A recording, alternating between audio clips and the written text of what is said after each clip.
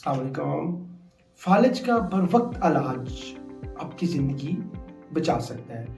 आज हम फालिज से को डिस्कस करते हैं।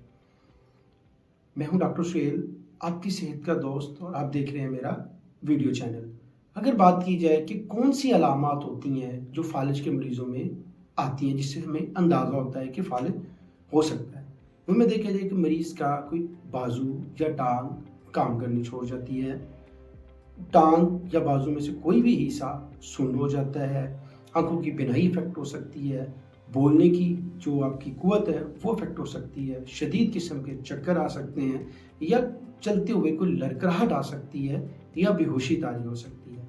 अगर ऐसी कोई भी अलामत हो तो फ़ौरन मरीज़ को हस्पताल लेके जाएं, क्योंकि ये सारी की सारी अलामत बताती हैं कि फालिज एक पॉसिबिलिटी हो सकता है। आज उसके बाद आते हैं इसके इलाज की तरफ। पिछले कुछ अरसे में फालिज के इलाज में थोड़ा बदल चुका है।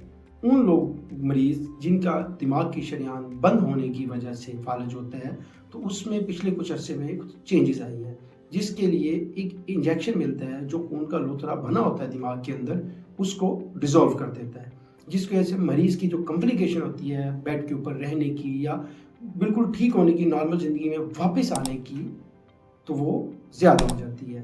अगर देखा जाए कि इसके बाद कि ये कितना वक़्त होता है जिसके अंदर ये इंजेक्शन लग सकता है, तो वो तकरीबन 4 से साढ़े 4 घंटे हैं।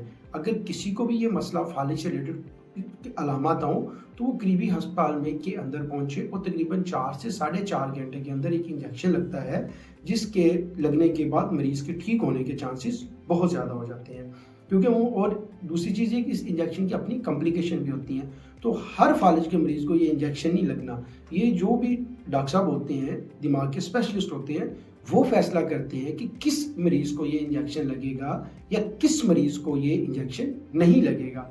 लिहाजा कोई भी फालिज की अलामत आए तो फ़ौरन अपने किसी बड़े अस्पताल में जाएं और डॉक्टर साहब को डिसाइड करने दें कि वो इंजेक्शन लगेगा या नहीं लगेगा। आज की वीडियो के लिए इतना ही, बाकी वीडियो नेक्स्ट वीडियो में। शुक्रिया।